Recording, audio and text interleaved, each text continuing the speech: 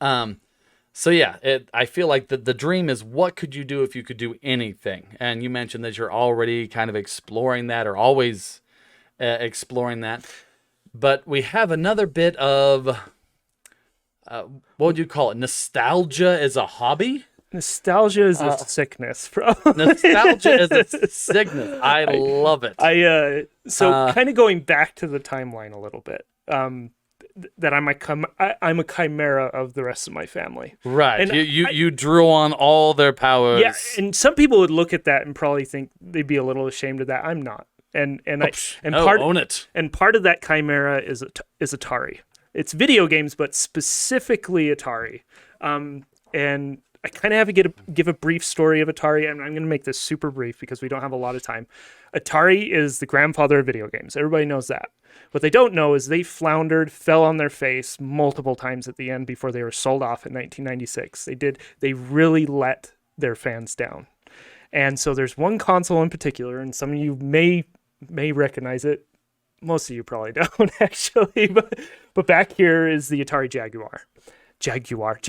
I'm gonna say it like an American. Jaguar. Anyways, people make fun of me. So yeah, I can get into so much. British people make fun of me because I do live streams with this Jaguar stuff every once in a while, and they're like, "It's not Jaguar, it's Jaguar," because of the car or something like that. And it's like, well, let's just schedule that in. The cat doesn't even live in your country. Like, so, anyways, how do you have?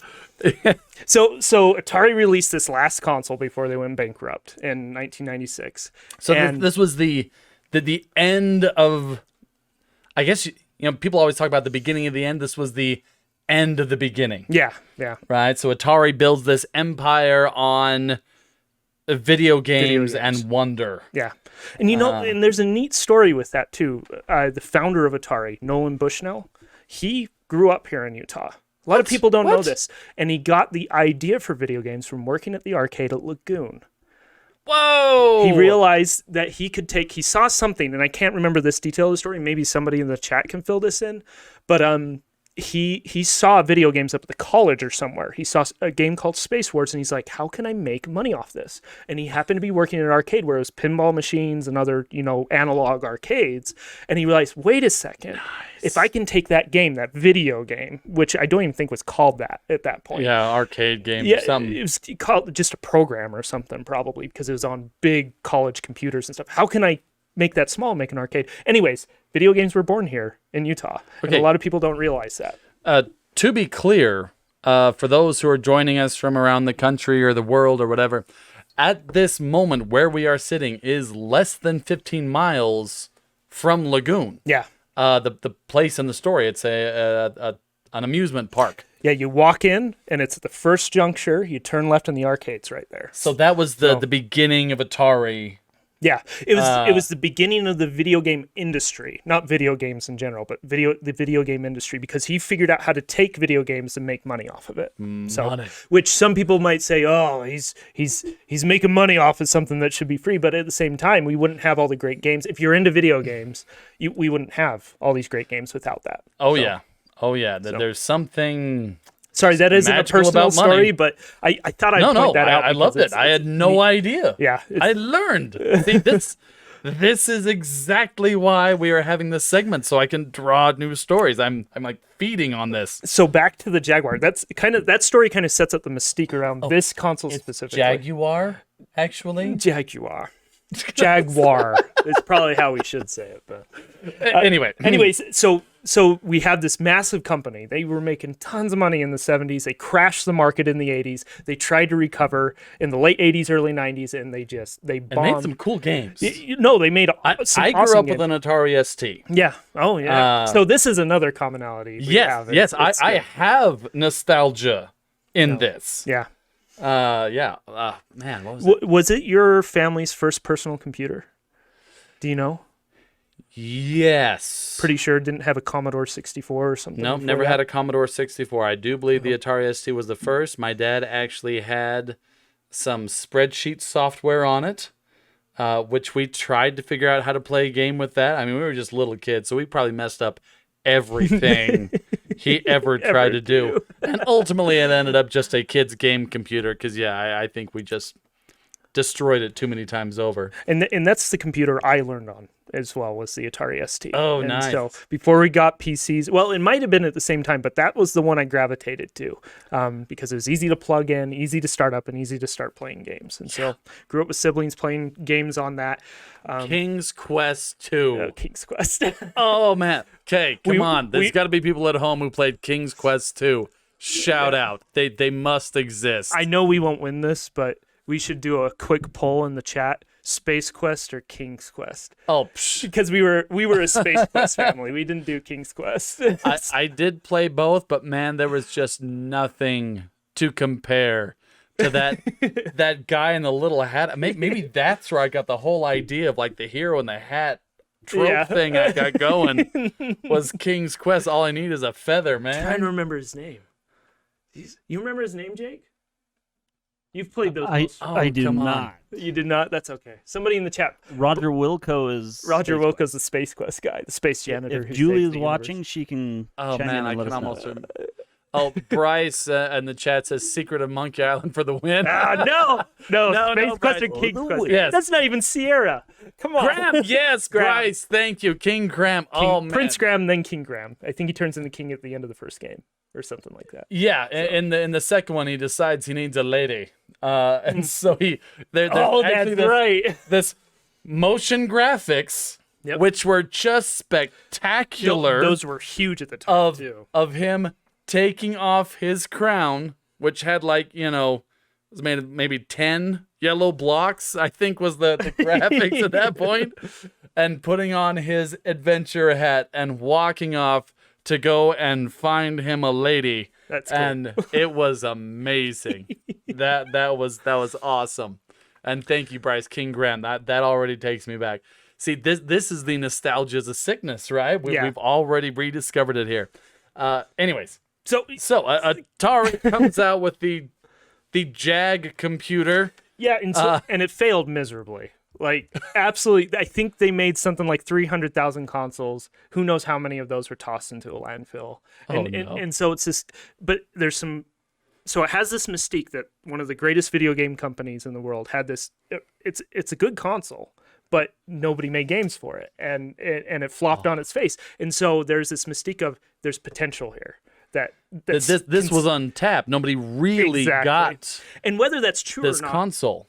and whether that's true or not, it feels that way, and that's more important than if it's actually, especially in the community. Undiscovered territory. Exactly, and there's kind of a joke in the community. It's like because in their marketing they push bits. Back then it was all about bits, 16-bit, 32-bit, heck yeah. 60. Heck yeah. And so their commercials were do the math, 64 bits, and all this stuff.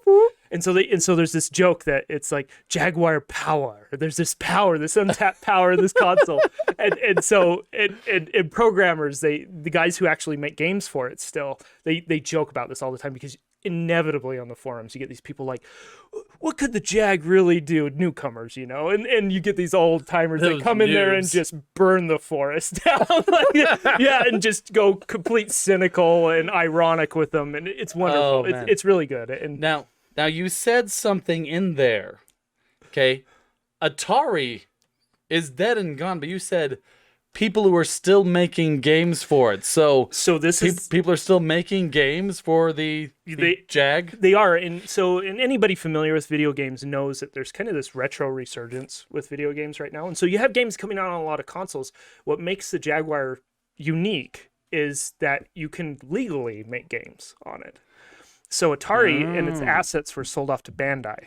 And in 1998, there were still a handful of companies that had games in the works, but they couldn't legally release them because they had to be licensed through Atari. And so Bandai's like, we don't want to be bugged with this. And so they wrote a letter, and you can look this up. There's a letter that says, we are putting these things into the public domain. And I can't list off those specifically. I don't know them specifically, but things like the console itself, so that people wouldn't have to license it.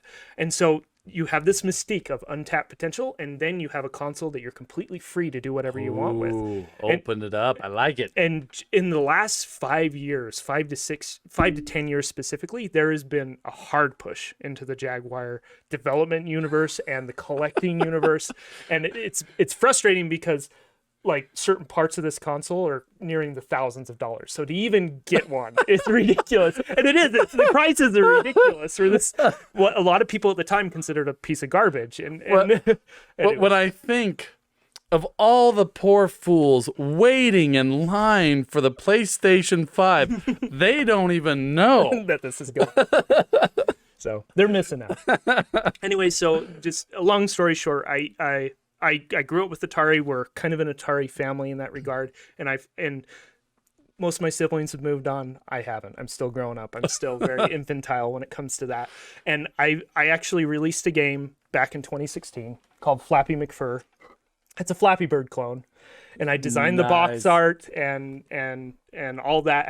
I learned to solder for this, so I could solder my own microchips onto the cartridge on old stock that's sitting in bins in California somewhere. Oh my goodness! And I released it. We sold it for like $45 a copy and sold 100 of them. So 100. Yeah. So there's about 100, 200 people that actually buy this stuff. But Wow. anyways, and I have 2 more games in the works, and that's what I'm working on. But going back to the illustration side, your book cover kind of started a cascade, and so I've been able to do box art for other people's releases. So you did the art for this Yeah, one. so I did the artwork. It's 2-sided actually, so it has slightly different one for it's 2 games in 1 cartridge. And so Yes, absolutely. I just want to make sure that people got this. This is Revenge of the Mutant Camel and Llamatron. And what's special about these 2 games specifically? Besides the titles, So you mean? Bill Murray's kind of referred to as a secular saint.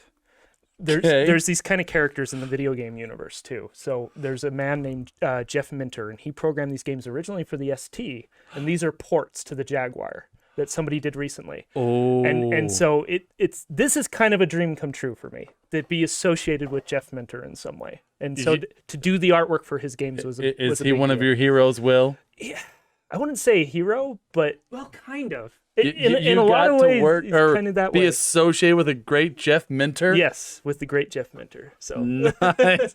anyways, so I love every part of this. so coming back to my dream, maybe this is my dream here. I don't know. This is something that's been crossing my mind recently is learning to marry my motion graphics and my illustration with Atari somehow, more and more as time goes on.